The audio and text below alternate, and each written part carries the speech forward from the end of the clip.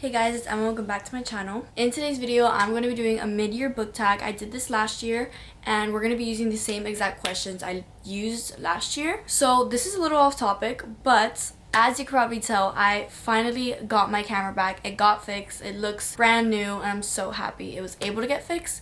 So now we're going to have better videos. I won't be frustrated anymore with having to use my phone or those huge cameras that I was using. So we're going to start with the book tag. I don't know how many questions it is, but we're just going to start because I have a lot of books for each category because I literally could not pick one. So we're going to start off with how many books have I read so far this year. It is currently June 5th and I have read 26 books. My goal was 40, so I'm a little past my goal. On Goodreads it says I'm like 9 books ahead of my goal.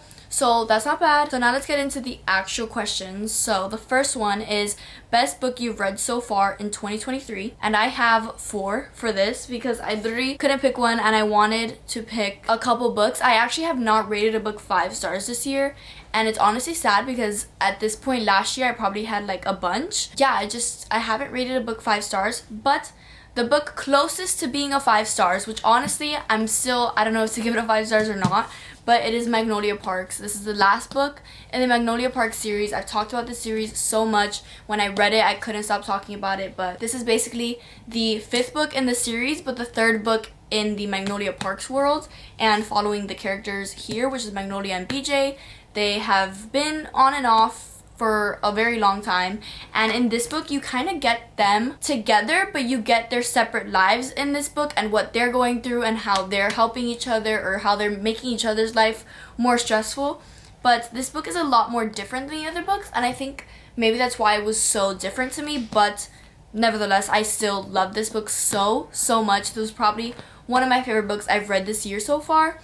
So yeah, this one's definitely up there. The next few books I read on my phone or on my Kindle, but I gave all of these books 4.5 stars. The first one I'm going to talk about is Brightest Light of Sunshine. This book was so good. It talks about some deep topics in here, but I think that's why I enjoyed the book so much because it's very realistic. This book was so good.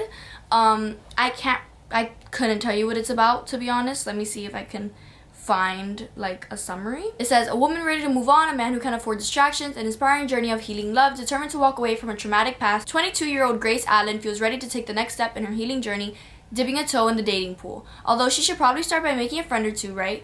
Cal isn't who she had envisioned as her first male friend. With an intimidating build, tattoos everywhere, the last thing she expected was to warm up to him so easily. As their friendship evolves, Grace can't help but wonder if Cal is exactly who she's been looking for all this time.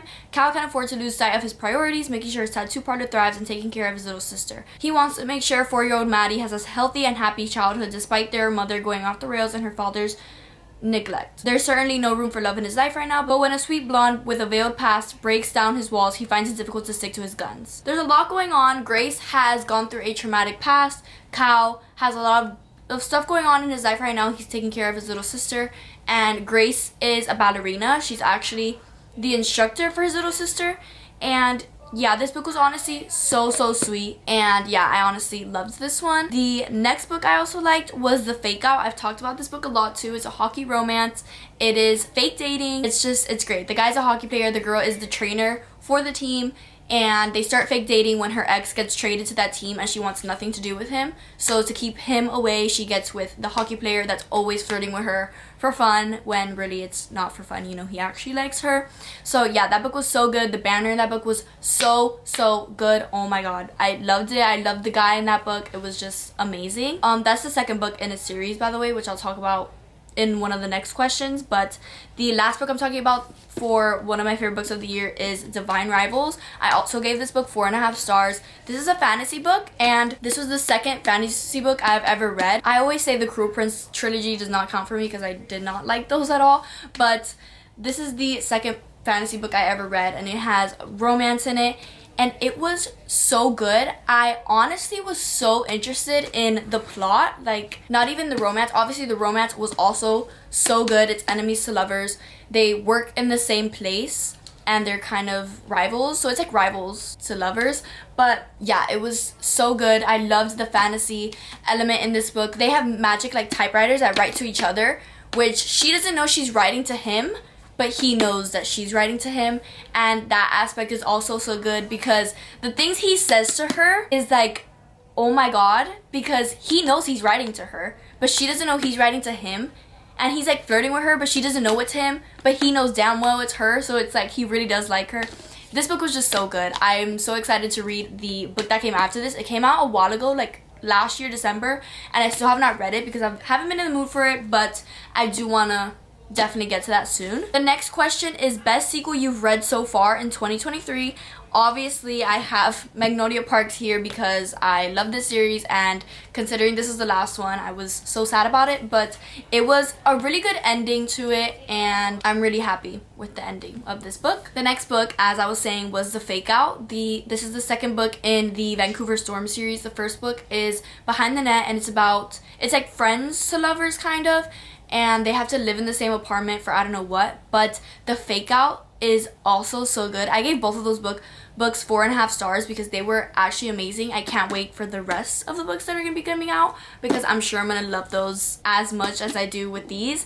And yeah, it was honestly such a good sequel. I don't really know if it's a sequel, but I guess it is. I'm not sure. And the last one I would say for this is A False Start. This is the last book in the, what is the series called? It's Elsie Silver's other series. I can't remember what it's called right now, but that series is also so good. This is the last book. It's the 5th one, and it's about the guy from the 4th book's little sister and his best friend. So it's brother's best friend trope, and it's a little bit of an age gap. The guy's older, the girl's younger, but the girl has gone through so much in her past that she was just so mature and she seemed so much older that the age gap did not even bother me. The only thing is he kept mentioning like, oh, you're younger, you're my best friend's little sister, whatever.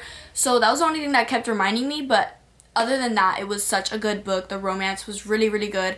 Obviously, Elsie Silver wrote it, so why wouldn't it be good? The next question is new releases you haven't read yet but want to. So I'm obviously going to be mentioning the recent releases that have came out. So we have Wild Love by Elsie Silver. This is a completely new series. It's the first book, and I've heard a lot of good things about it, and I'm dying to read it, which honestly I can technically start it because it doesn't connect to Chestnut Springs, but I haven't finished Chestnut Springs. I have like 2 books left, so I want to finish those before I get into this, and by the time I do that, there'll probably be like the next book out in this series. But I'm so excited to read this because I've heard nothing but good things, and obviously just another country romance from Elsie Silver is literally a gift. So I'm very excited to read this. I'm also excited to read Funny Story. I feel like I'm always so late to reading new releases, but I've heard mixed reviews about this actually. I've heard not a lot of people like it, or they like absolutely love it. At least people don't hate it. It's just like they're either in the middle or they absolutely love it. But it's Emily Henry. I'm sure it's gonna be great. Obviously my favorite books by her are Beach Read and Happy Place. Those books are so good. All of her books are good, so I'm excited to read this. I'm pretty sure this is like friends to lovers. They have to like live in the same apartment. I'm pretty sure their exes get together, so they're like, how are we gonna cope with this? Not really sure, haven't heard much. I also haven't heard much about Wild Love. Honestly have no clue what it's about, but I just got it because it's Elsie Silver. And the last new release that I'll be talking about is Just for the Summer by Abby Jimenez. I have read an Abby Jimenez book before, but I didn't really love it. I'm not gonna have that portray Abby Jimenez because that isn't one of her best books, but I've heard great things about this book. The main character's name in this is Emma, so it's a sign maybe it'll be absolutely amazing. But yeah, I really want to read and try out one of her books again because everyone is obsessed with her and her books. So yeah, I'm excited for this one. Obviously it's perfect for the summertime, so I'll definitely be reading this super soon. Next question is most anticipated releases for the second half of the year. Obviously, I don't have a lot because I have so many books on my shelf that I have not read yet that those are my most anticipated reads, even though they're already out. So I don't really have any anticipated releases that are coming out, but I do know Love Unwritten is coming out, which I haven't read Love Redesigned yet. Again, it's sitting on my shelf and I have not read it yet, but I've also heard good things about that book, so I'm sure Love Unwritten is going to be good too. It also just reminds me of Anyone But You because of the song Unwritten in the movie. So yeah, I think that is one of the books I'll be excited for once I read Love Redesigned, but I obviously haven't gotten to that yet. Wild Eyes, the title has been released. It's coming out in September, I think, but that's the second book in this series. Obviously, I just said I have not read this. So yeah, but honestly, I'm always excited when Elsie Silver announces she's coming out with a new book because it's just more content from her and the cowboys in these books. And the last one is the Graham Effect books. I don't have these books physically, but I first read The Graham Effect, and this is connected to the Briar U series. It's the daughter of Hannah and Garrett from The Deal, which is the first book in the Briar U series. But I read that book. It was so good. I gave it 4 stars. The Dixon Rule now came out, which is the second book in that series, and I've also heard great things about that. I've heard that they like that more than The Graham Effect, and I really do want to read that too. So I'm excited for all the books that are going to be coming out in that series. Yeah, also the Vancouver Storm series. I can't talk about these enough. But yeah, I don't know if there's any new releases coming out, but when they come out with new books, you know I'll be one of the first people to be reading those. Biggest surprise, so I'm guessing this means like a book that's like you're surprised that I liked, but I would say The Graham Effect and also The Fake Out, because these are both hockey romances. Honestly, I like hockey romances, but the ones I read in the past, they were always like kind of cringy. So getting 2 hockey books that I absolutely loved just took me back to when I was reading Briar U, and I loved those books. So I'm honestly so happy that I've read these and I love them. And yeah, it was a surprise that I liked them, because I didn't know if I was gonna like an Elle Kennedy book, because I read Briar U such a long time ago, and I didn't know if I was still gonna like her writing and obviously going back into that world. But I absolutely loved it, so no shocker there. And honestly, I was just shocked by The Fake Out and Behind the Net, because they were, you know, random books. They weren't that popular. And the fact that I absolutely loved them and fell in love with them was just shocking to me. Next question is favorite new author, and this is gonna go to Stephanie Archer. She's not a new author, but she's a new author to me. I've read 4 of her books this year. Or no, I think I read Behind the Net last year. I can't really remember. But I've loved the way she writes her men. That's the most I've gotten from her books. The way she writes the guys in these books is absolutely amazing. They're always gentlemen. I've read Behind the Net, The Fake Out, That Kind of Guy, The Wrong Mr. Right, and they're 2 different series, but I'm excited to continue them. The Queen's Cove series, they have a bunch of books out already, so I do want to finish that series, and then obviously when Vancouver Storm series comes out with more books, I will be reading those. But she's honestly a very good writer. The way she writes her guys, you just fall in love with them and just wish that they were real. So yeah. Newest fictional crush, I have 3 guys written down. I have Rory from The Fake Out. I'm not going to talk about it that much because, yeah, I've talked about it enough. But he was just so flirty. He was so confident. And just the way he acted towards the girl in the book, I just really wanted him to be my boyfriend and not hers, but that can't happen because he's fictional. Next fictional crush was Cal from The Brightest Side of Sunshine. He has that like bad boy exterior, but then in the inside, he's really just a sweetheart. Obviously, he's like taking care of his little sister. He's falling for this ballerina, and it's honestly the cutest thing ever. Like the way he is, I was just in love. And then the last boy I'm going to be talking about is Reich, which he's from the Addicted series. I haven't gotten to his books. I think he's like the last books, but he's been introduced a few times in Addicted to You and in Ricochet, and I just know he's going to be my favorite. Just the way he acts, I'm like, yeah, he's going to be my favorite. I do like Lo. I do like the other guy. What's his name? Callum, I think his name is. I don't know. I don't want to get that wrong. Should I make sure? No, I don't really care. Well, I don't know what the other guy's name is, but they're like cute too. But Reich, I know when I get to his books, I'm going to be in love. So those are the fictional crushes so far this year. And then I have books that made you cry. For books that made me cry, I have 3 books. I have Normal People, which I literally did a reading vlog on this, so you see me crying in this vlog. But it wasn't sad, but just the way it ended was so realistic that it really got me, and there's so many relatable quotes to me in this book. Like I really felt a connection with this book, and I think that's why I felt so much and cried at the end of this book. But it is so good. It's basically about Connell and Marianne, which they literally grow up together, but in school Connell is like one of the popular guys, Marianne really isn't. They talk because Connell's mom cleans Marianne's house, and so they kind of talk outside of school, but in school they do not talk. You see them throughout their lives, like college, outside of college, how they run into each other, and their connection just, they're literally like inseparable, I think. Yeah, you see that happening and it's just so sad. It's not sad, but like, I don't know, the way I connected to it, I was just like, wow, it really got me. And then I have Addicted to You. Obviously, this is another very popular book, and the topics in this book are very, you know, heavy too. It talks about addiction. It's just so heartbreaking how addicted they are to these things and how they want to get rid of their addiction, but they don't know how to, and they physically can't. And then they have like each other that they want to help each other, but they feel like it'll be hypocritical because they can't get over their own addiction.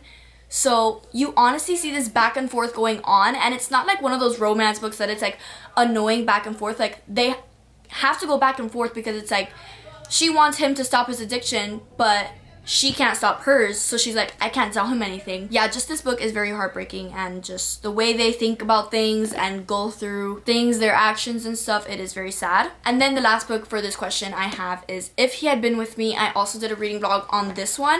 I can't remember if I cried. No, I definitely did cry, because one of the last chapters in this book honestly got me. It's literally a page long, probably like 5 sentences, and I cried over those 5 sentences. This is such a sad book. You see these characters from high school. It's Autumn and Finn. At a young age, they're inseparable until they find like their separate group of friends and they don't really talk anymore. But you see how much they really do want to talk to each other, but they just don't. You see that, and then towards the end of the book, they feel like maybe they could get close again until something happens, and it's a sad book. I wouldn't recommend reading this book. If you want to cry, then I would recommend this book. Some books that made me happy, these are just like light-hearted rom-com books, I would say. I put That Kind of Guy. This is the first book in the Queen's Cove series. The setting in this book was just so summery. The romance was really, really cute. It just made me happy. I was definitely like giggling at what the characters were saying, the flirting that was going on. It was a really, really cute book. The next book I would say is Just My Type. This is the first book I read this year, and the reason why it made me happy is it reminded me of one of my favorite movies, which is How to Lose a Guy in 10 Days, and it was advertised to me like that. I saw it on Instagram. It was like, if you like this movie, you'll like this book. So I was like, I definitely have to read it, and I read it and I loved it. It's obviously not the exact same, but it's very, very similar, and it did remind me of the movie, so I loved it. And then I have Wildfire by Hannah Grace, I think the author is, and this is the second book in some series. The first book was Icebreaker. I really liked both books, but Wildfire just made me happy because it was set in a summer camp. The little kids in the book are actually really cute, like the way they tease the grown-ups, because obviously they see like how they have a romance going on, and they just like tease them, bother them. The romance was also really cute. So yeah, those are some cute little romance books. Next question is most beautiful book you bought so far this year. So I have Powerless. Obviously, I love these covers so much. It's the special edition covers, and they're so hard to find now. I literally had to order the next book on Etsy because they only have it for like $45 on Amazon, and I was not gonna waste that much money. But these covers are so pretty. And then obviously I have Abby Jimenez's new book, Just for the Summer, because just look at this book. Like, it's actually beautiful. This is obviously, you just look at this and you know this is the most perfect book for the summer.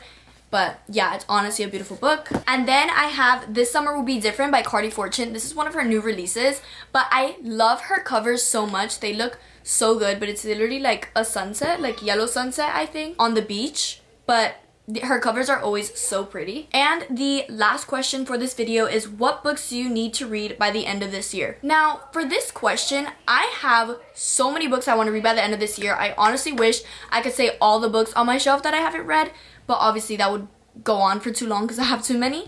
But the main ones I have is If Only I Had Told Her. This is the book after If He Had Been With Me, and I still haven't read it, and obviously I don't plan on reading it in the summer because I don't want to be literally depressed. So I'm gonna read this like sometime in the fall or winter, but I definitely want to get to it before the year ends. And then I have Powerless by Lauren Roberts. The novella after this already came out, but the next book, which is Reckless, is coming out I think this month or next month, and I'm literally going to be late to the party because I don't know if I want to read this in the summer or not. I really just have to be in the mood to read a fantasy. And yeah, I don't know if I'm going to read it in the fall because that's usually when I would be in the mood to read fantasy. But I definitely do want to get to it before the end of the year. I also have Binding 13. I've had one of my friends telling me to read this book for such a long time, and I'm like, no, like it's such a big book. And it doesn't look big at all. But first of all, the words are tiny, and these pages are the most thin pages I've ever felt in my life. So it is a very intimidating book, but I've heard amazing things about it. So the only thing that's really scaring me is how long it is and how long it's going to take me to read this.